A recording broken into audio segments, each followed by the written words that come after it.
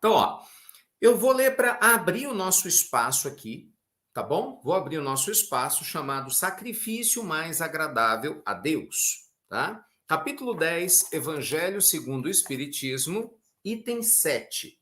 Então, lembrando, vou fazer a leitura de um trechinho aqui do Evangelho, capítulo 10, item 7, o sacrifício mais agradável a Deus, e aí, na sequência, eu vou ficar à disposição de vocês para a gente trabalhar com perguntas e respostas, com muito carinho.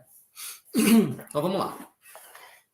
7. Portanto, se estás fazendo a tua oferta diante do altar, e te lembrar aí que teu irmão tem alguma coisa contra ti, deixa ali a tua oferta diante do altar e vai te reconciliar primeiro com o teu irmão.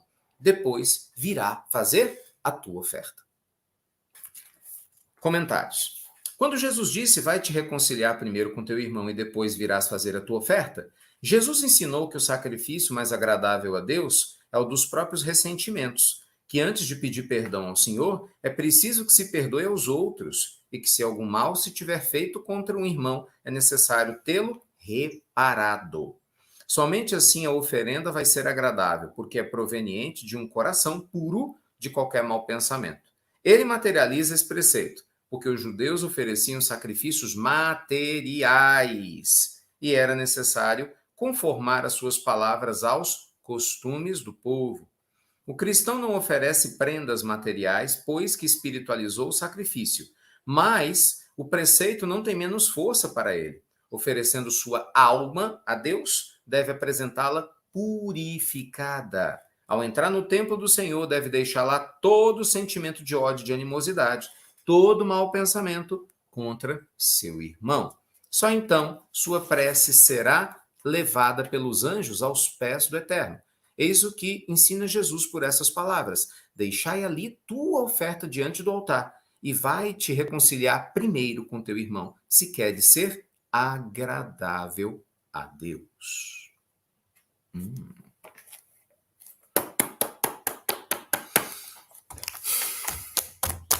Ai, ai. Falei que eu não ia comentar, mas como é que não comenta, né? 2 minutos, merece. Tem como.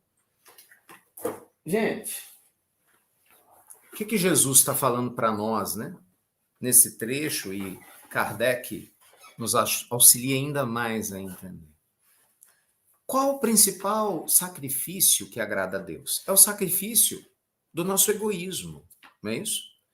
Como que você quer pedir a Deus alguma coisa para você se você está cheio de mágoa contra o teu vizinho?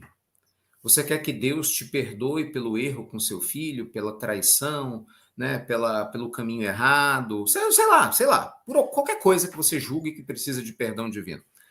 Mas aí a pessoa que está do teu lado, cruzou o teu caminho, também precisa de perdão, e você, não, fulano não pode, não, perdoa não, de jeito nenhum, pisou no meu calo, né? Assim, eu guardo mágoa, porque me magoa demais. Uai, Jesus está deixando claro, então não fique esperando muita coisa, não. Porque enquanto você não se libertar disso, ou pelo menos não fizer um esforço, né, para tirar do coração esse peso, para tirar do coração essa energia, vai ficar limitado. E, gente, não precisa ir muito longe, é só você olhar. Eu sei que muitos de vocês têm mágoa no coração, porque vocês já me contaram. Estou falando que eu sei, que eu vejo, né, em alguns comentários. Eu não consigo perdoar, eu não sei o quê.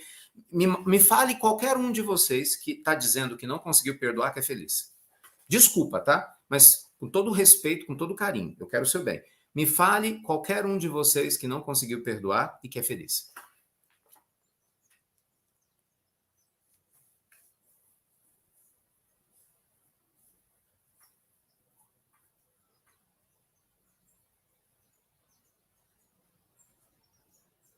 Estou esperando.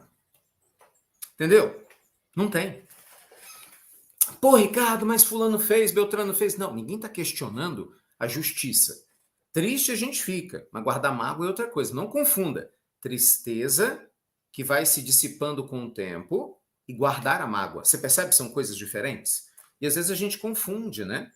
Então há uma diferença muito grande, gente, entre tristeza e guardar a mágoa. O nosso maior problema é guardar a mágoa. Quando a gente guarda a mágoa, é como se a gente estivesse escolhendo pegar uma lata de lixo e colocar dentro de casa. Percebe? Ninguém está dizendo que é fácil. Só que o próprio Jesus está dizendo, se você pega o lixo com a tua mão, guarda no teu quarto e cultiva ele com carinho, por que você, né, espera que alguém vá lá ajudar a limpar a sua casa se você é o primeiro que está sujando? Não faz sentido. Agora, olha que diferença. Uma pessoa me fez mal, enfim, sabe? A pessoa me prejudicou. Eu estou triste, claro. Quem que fica alegre quando alguém te prejudica? Ninguém. Senhor, perdoa essa pessoa. Ajuda a tirar essa mágoa do meu coração. Eu quero muito seguir adiante. Eu estou muito triste, estou chateado com fulano, com Beltrano, meu filho, marido, esposa, vizinho, colega de trabalho, seja lá quem for, por ter feito o que fez, ou não ter feito o que eu queria que fizesse. Mas eu também tenho erros. Me ajuda a enxergar os meus próprios erros, Senhor. Me ajuda a sair da posição de vítima. Traga luz a essa pessoa que eu estou julgando que me ofendeu. E me traz luz também. Ajuda que o tempo possa me curar e que eu possa seguir em paz. E a outra pessoa também. Você está entendendo? Você reconhece a tristeza, mas não se mistura com ela. E você faz a escolha sábia de seguir. É isso que Jesus está falando nesse trecho. Então, se você quer realmente fazer o maior sacrifício a Deus, você precisa sacrificar o próprio orgulho. Porque enquanto nós não fizermos isso, você pode querer dar o dinheiro que for para a igreja, para o centro, para onde for. Não resolve nada. Entendeu? Antigamente se matava animais, quer dizer, uma coisa esdrúxula, né? Sacrifício de animal, de sangue, absurda. Como se Deus quisesse um sacrifício físico para poder se sentir honrado.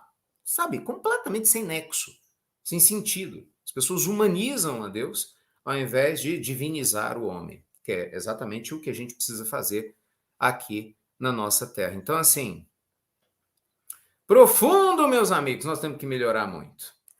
Temos que melhorar muito. Não é não? Ah, espiritualidade amiga, tendes paciência conosco. Ai, ai, cadê meu sino? Cadê meu sino? Ai, ai, ô Senhor, tem paciência comigo. Eu vou melhorar, eu vou melhorar.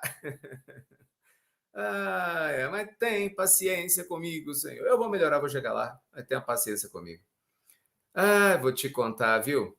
Assim, parece difícil, complicado, mas devagarzinho nós vamos melhorando.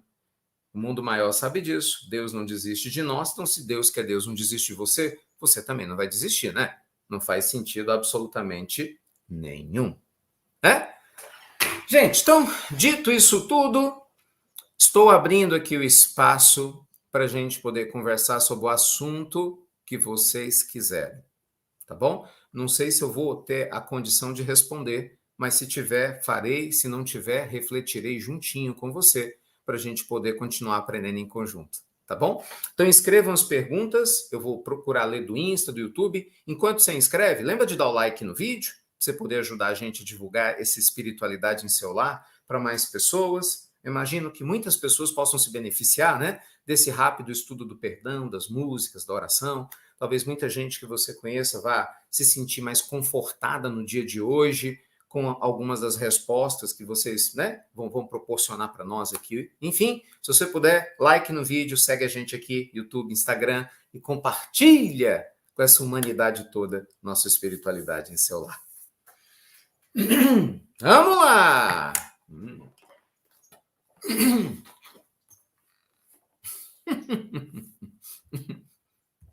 Ah, isso aqui, Cecília.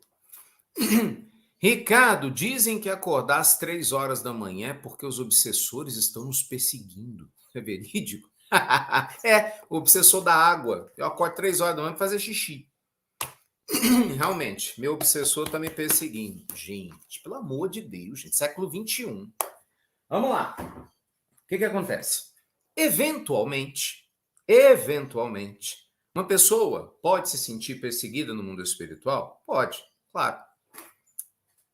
Isso necessariamente quer dizer que você vai acordar? Não. Tem gente que tem perseguições intensas, sonha, tem pesadelo a noite toda, fica doida para acordar e não acorda. Eventualmente, você pode ser perseguido e acordar às 3 horas da manhã, 2, 1, tanto faz? Pode. Mas, gente, a maioria das vezes que você acorda, você está com sono, porque você interrompeu, o colchão não está legal, teve um barulhinho, você quer fazer xixi, ou a gente volta, porque o espírito ele sai e volta, é tipo um elástico que vai e vem o tempo todo. Então, cuidado com um pensamento mágico. A pergunta é ótima, tá? Eu acho excelente essa pergunta, porque permite que a gente possa refletir a esse respeito. lá. Ricardo, qual a sua opinião sobre a constelação? Constelações familiares são uma ferramenta muito legal que o Bert Hellinger desenvolveu, um alemão, né, recém-desencarnado, hoje é utilizado em diversos campos do comportamento humano, que trabalha com essa energia do alinhamento com os antepassados. No final das contas, gente, o que a constelação familiar propõe é que cada um viva seu papel no mundo, ponto. Você tem que honrar o papel de cada um que veio antes de você e aprender a honrar o seu papel. Parece simples, né? Não.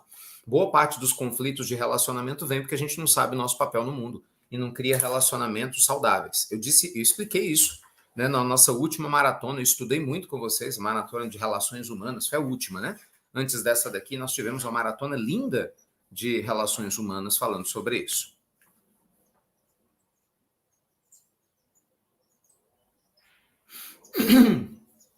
Vamos lá, Juno. Ricardo, como a gente sabe que a gente tem mediunidade? Pergunta aqui no Instagram, né? Ju Noronha, perdão. Ju Noronha pergunta, Ricardo, como a gente sabe que a gente tem mediunidade? Veja, mediunidade todo mundo tem. Começa por aqui, né?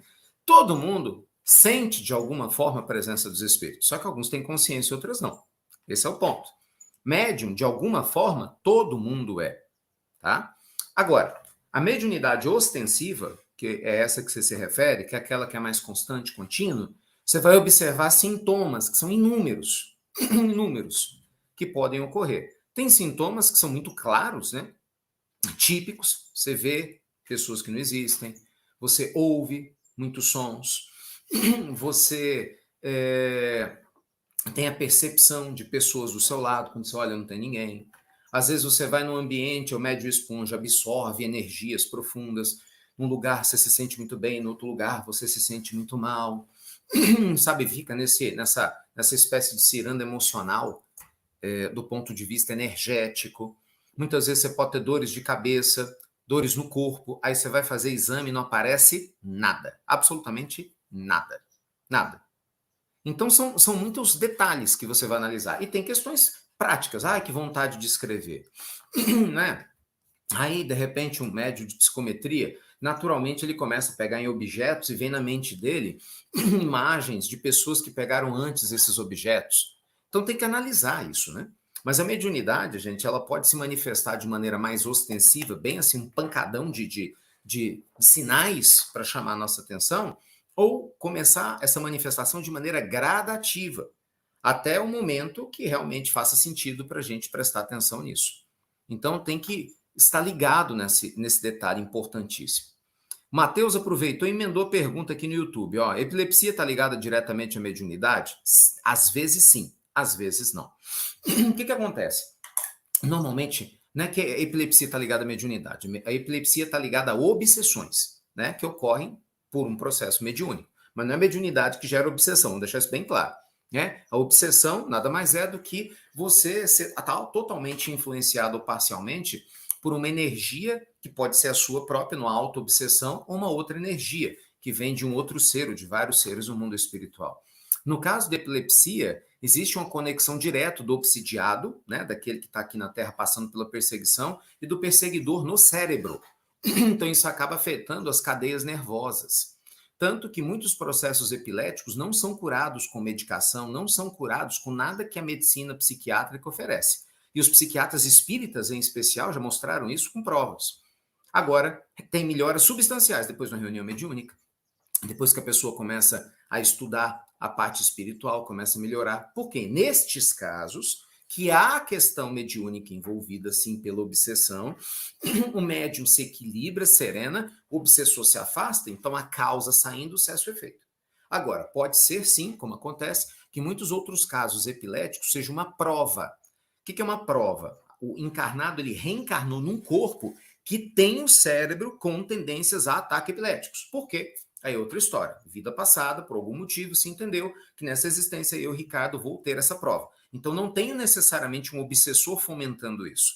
Eu vou tomar remédio, vai controlar uma época, mas em outros momentos vai acontecer, porque isso vai me expor a uma série de situações que vai me colocar em contato com aprendizagens que eu preciso ter para minha alma. Então, cada caso é um caso.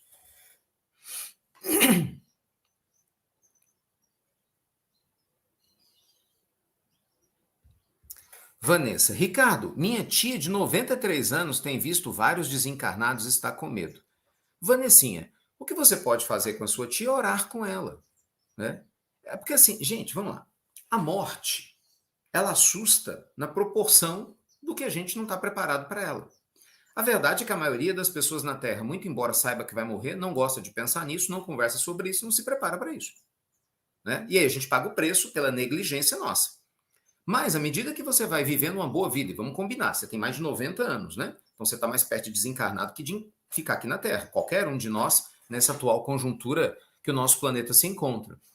Então, trabalhar a mente e o coração para não temer, sabe? Para ter essa certeza de que Deus está do nosso lado, é a única coisa que vai trazer tranquilidade. Agora, lógico, se a pessoa não fez isso durante a vida toda, não é porque uma pessoa vai dar um conselho que resolve. Então, minha sugestão, você que é sobrinha, fica ao lado dela. Dê apoio, fala, tia, vamos rezar juntos. Eu não sei da crença dela, mas dentro da crença dela, faça orações. Se ela for católica, reza para Nossa Senhora, abre a Bíblia. Se for evangélico, né, faz um culto. Se ela for espírita ou se permitir, você pode fazer um evangelho no lar, abrir uns livros de Emmanuel. Você pode colocar músicas suaves para que ela possa se acalmar. Percebe? Você vai trabalhando com ela. Não vai falar de morte, óbvio, né? Você vai falar de vida, para ela se sentir confortada, amparada. Porque, assim, o fato dela estar vendo espíritos, né, de pessoas que já desencarnaram, pode ser um sinal de desencarne imediato? Sim. Imediato, sim. Falar que pode, não pode, mentira, né? Porque esse é um processo muito comum. Mas quer dizer que isso vai acontecer? Não. Não é uma condição sine qua non. Até porque o próprio inconsciente dela pode estar criando essas imagens também. Não tem como saber, né? Então, independente se ela vai desencarnar agora daqui a 10 anos, com 103 anos, o que importa é que você seja uma ótima sobrinha, continue orando por ela e fazendo aquilo que está ao seu alcance, para poder levar conforto.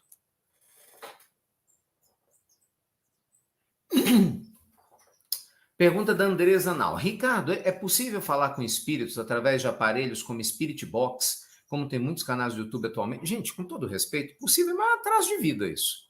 Já vi atrás de vida. Eu falo com os espíritos todo dia. Atrás de vida.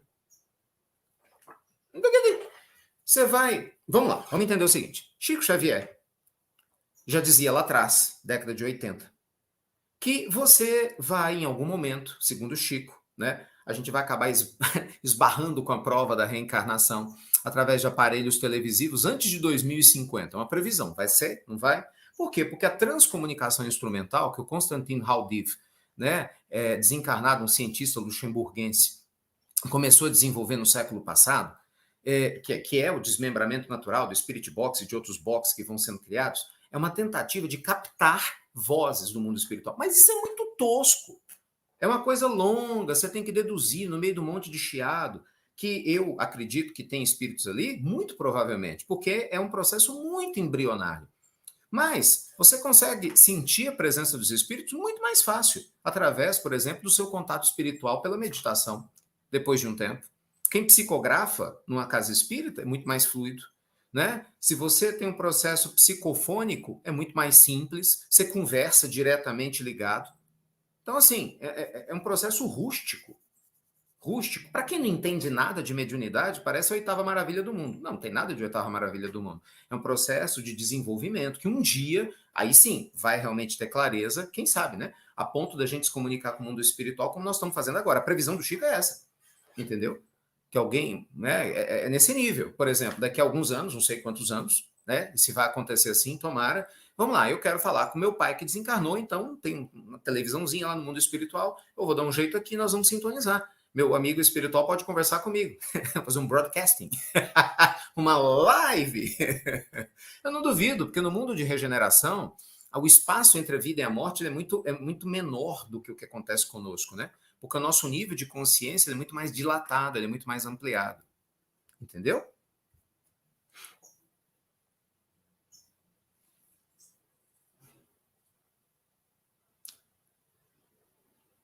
Débora, desdobramentos ao meditar é normal? Eu tô com medo. Ai, gente, vocês são ótimos. Veja, todo mundo tem medo do que não conhece. Primeiro, vamos por partes. Olha, de cada 10 pessoas que falam que tem desdobramento, 9,8 não tem. Não estou dizendo que é seu caso, eu não te conheço, não sei da sua história, mas eu falo dos que eu conheço. das pessoas que me rodeiam, de um monte de aluno que eu já vi. Meditando, tem desdobramento. Você vai testar, não tenha nada. É a mente da pessoa que se projeta, é ela própria que, eventualmente, a consciência começa a ter uma imagem projetiva do que possa estar acontecendo. A pessoa se sente tão leve e relaxada durante a meditação que parece que ela está flutuando, mas, na realidade, você está no seu corpo. Desdobramento de verdade. Deixa eu te contar o que é um desdobramento de verdade. É você estar aí, vamos supor, você vai meditar na sua sala, e aí você sai do seu corpo, você vai para a cozinha, você vê todo mundo na cozinha, você sabe que eles estão comendo na cozinha, aí você volta para o seu corpo e vai lá falar para as pessoas o que eles estavam comendo. Aí você fala que você desdobrou, porque aí você saiu do corpo de verdade, você foi para um outro lugar de verdade, você olhou tudo, você foi para uma outra casa, você foi para uma outra rua, um espírito pegou na tua mão, vocês foram passear, andando por aí, volitando, foi fazer um curso, um tour no mundo cósmico, e depois você voltou. Ou seja, a maioria das pessoas não desdobra nada, só na cabeça delas. Então, a meditação é um exercício que vai facilitar o seu estado de relaxamento. Então, onde eu quero chegar? Sintetizando, a gente tem medo do que não conhece. Então, vocês têm que conhecer mais sobre meditação, estudar mais sobre estados alterados de consciência, estudar mais sobre mediunidade, estudar mais sobre fenômenos para separar o joio do trigo. Porque senão você acaba impedindo a si mesmo de viver experiências profundas, entendeu? Achando que é errado. Quer ver? Para finalizar, o que tem de gente cara de pau que fica em reunião mediúnica, vai para a igreja, vai para o centro espírita e dorme. Dorme. E aí foi com esse papo furado. Ah, eu desdobrei. Tá de brincadeira, não, Cecília? Tá de brincadeira. Eu tô desdobrado. Ah, porque eu trabalho. Não, você dormiu, você tá cansado o dia todo, trabalhou pra caramba, pegou ônibus, pegou carro, dirigiu, não comeu direito, entendeu? Ou comeu demais e chegou na hora, vê uma música relaxante, penumbra e tal, pum, dormiu. Tem nada de desdobramento. Se você desdobrou, você vai me contar exatamente o que tinha do lado de lá. Nós vamos checar isso de alguma forma para ter certeza. Então, menos. Tem quem desdobre? Tem, com absoluta certeza. Mas quem desdobra, desdobra, de verdade. Não é a maior parte das pessoas, garanto a vocês. Bom, continuando. Alicia Abrams. YouTube. Ricardo, você já ouviu falar no Tyler Henry? Já. Aqui nos Estados Unidos, acho muito legal o processo de mediunidade dele. O que você acha da mediunidade do trabalho que ele está fazendo? Incrível. Incrível. Gente, vamos lá. Nós temos que explicar, por isso que eu adoro esses momentos de reflexão aqui, porque dá tempo da gente refletir de coisas que durante estudos normais eu não consigo. Quem que é o Tyler Henry? O Tyler Henry é um rapaz, um jovem, hoje está com 20 e poucos anos, né? É um médium americano de psicometria. E ele, em especial, utiliza-se de desenhos para se conectar com o mundo espiritual e com os espíritos, né, ligados às outras pessoas, que são os consulentes, para trazer informações do mundo espiritual. Então ele foi convidado a participar de um show, ele mora na Califórnia, né, lá nos Estados Unidos, um programa de TV, quando ele era adolescente ainda, entrando na fase adulta, em que ele conversava com artistas. Então, ele trouxe uma série de informações que chocou muita gente. Em contrapartida, né, tem questões que todo mundo questiona, faz parte da vida. Mas a pergunta que você me fez é, o que eu acho dele? É um médium tipicamente americano. O que é um médium tipicamente americano? Gente, todos nós somos médios. Existem vários tipos de mediunidade. Vou te dar um exemplo. O Divaldo, eu tive a oportunidade de vê-lo falar sobre isso algumas vezes. Ele, depois de um tempo, rodando, né, fazendo as palestras ao redor do mundo, ele começou a viajar levando o travesseiro dele. Por quê? Porque ele chegava nos hotéis para dormir, e aí ele ia dormir, imagina, você dormia, pegava o travesseiro, que é normal de um hotel, né, que outra pessoa tinha usado, foi lavada a fronha e tal, mas, enfim, e ele começava a ter as imagens das outras pessoas. Quer dizer, não tinha sossego. É um processo muito semelhante. Só que o Divaldo é espírita, está na cultura brasileira, entende de todo o processo, tem uma outra forma de lidar. Nos Estados Unidos, o espiritismo ele é praticamente desconhecido. Né? Tirando brasileiros, são poucos americanos que trabalham. Por isso que nós queremos fazer o trabalho em inglês e outras pessoas estão começando a fazer. Tem que expandir.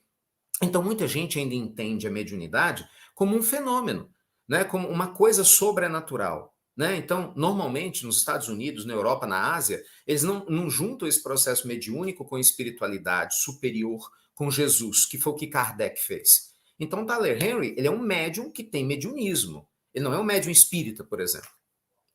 Então, por isso que, eu vou lá, porque ele cobra. Mas isso faz parte da cultura local. É um processo ligado ao que para eles é normal.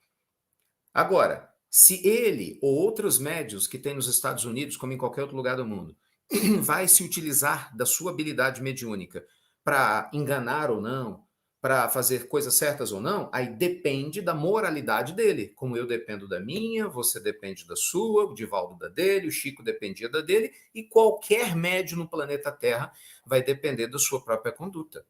Mas que é um trabalho legal, para quem não sabe de quem eu estou falando, no YouTube vocês vão achar muito vídeos dele, acho que vocês vão gostar. Eu recomendei, na nossa reunião mediúnica, eu mesmo recomendei que o pessoal da nossa reunião assistisse. E tem um documentário na Netflix. Netflix, no início desse ano, fez 10 episódios com ele. Então, quem tem Netflix se interessar, eu acho que vocês vão gostar.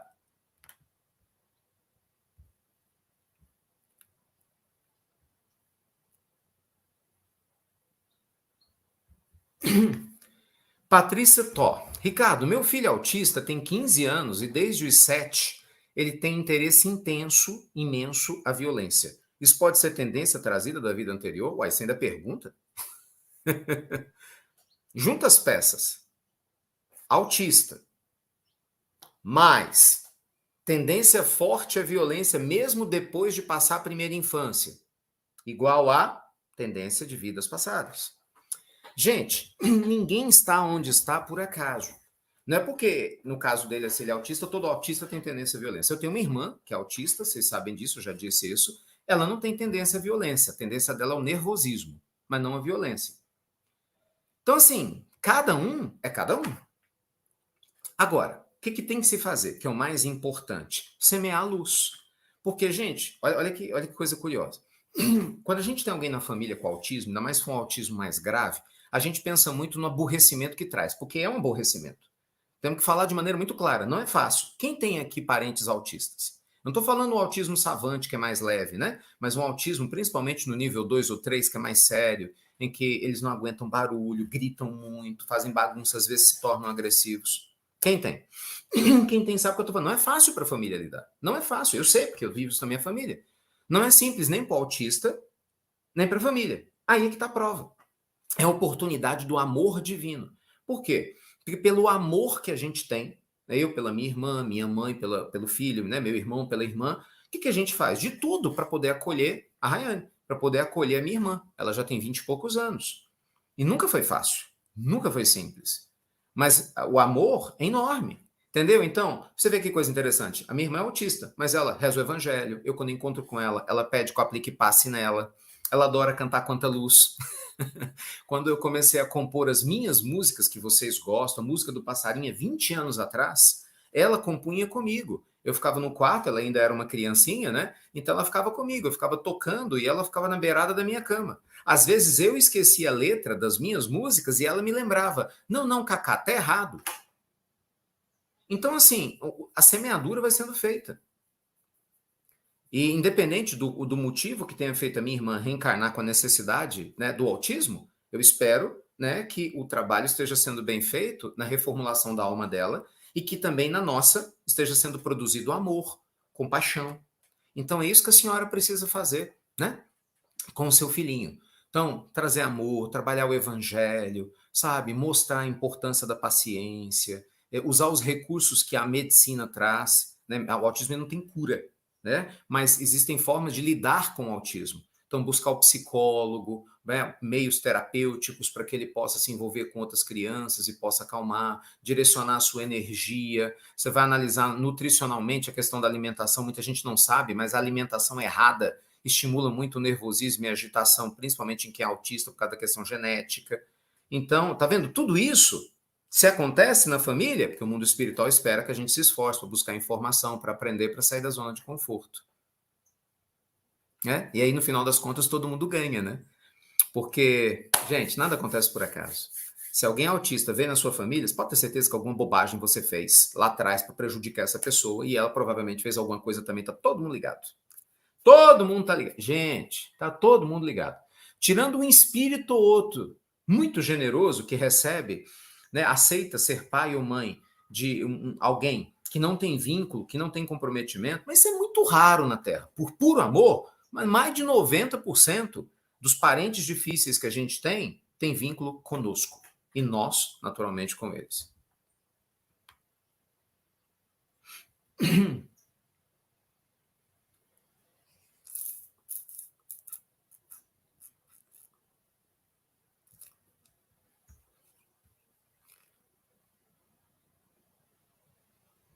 Nossa, pergunta espetacular. Sandra Nunes. Espetacular. Oi, Ricardo, bom dia. No mês de Setembro Amarelo, de prevenção ao suicídio, o que podemos fazer para ajudar? Ainda ontem à noite eu conversava com o Fábio, depois do final da maratona. Nossa última conversa, antes da gente se despedir, foi sobre essa questão, né? Questão do Setembro Amarelo.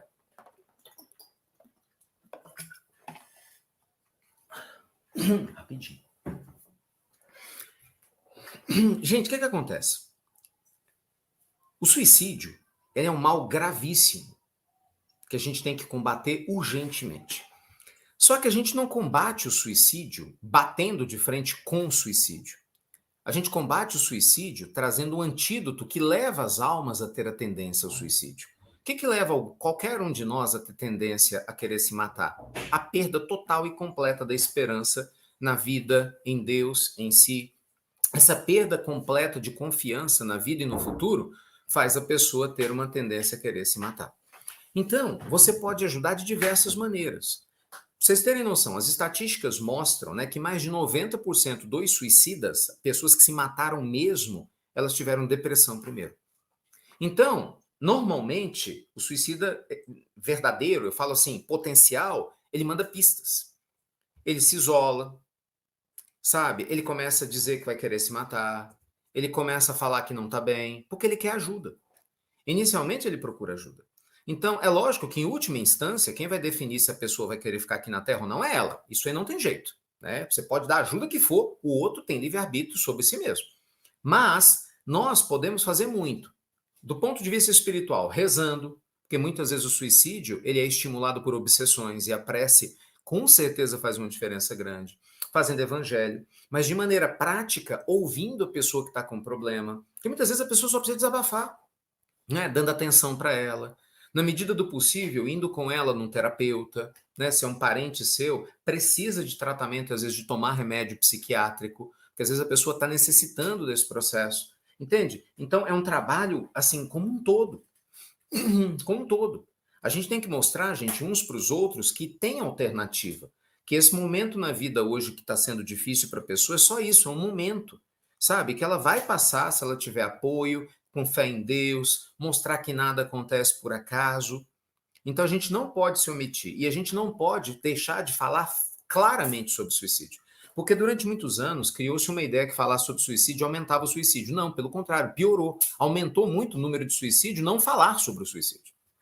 Porque a gente não aborda o problema de frente, tanto que a abordagem hoje tem mudado, né? Você tem campanhas de prevenção ao suicídio, se criou, né? Associou-se ao mês de setembro, simbolicamente o Setembro Amarelo, para que pelo menos uma vez no ano se fale ostensivamente sobre sinais de que a pessoa pode estar querendo se matar, sinais claros de depressão, estimular as pessoas a abrir seu coração para poder auxiliar. Gente, isso faz uma diferença tão grande. Você não precisa ser um especialista em psicologia, em psiquiatria para salvar a vida de alguém.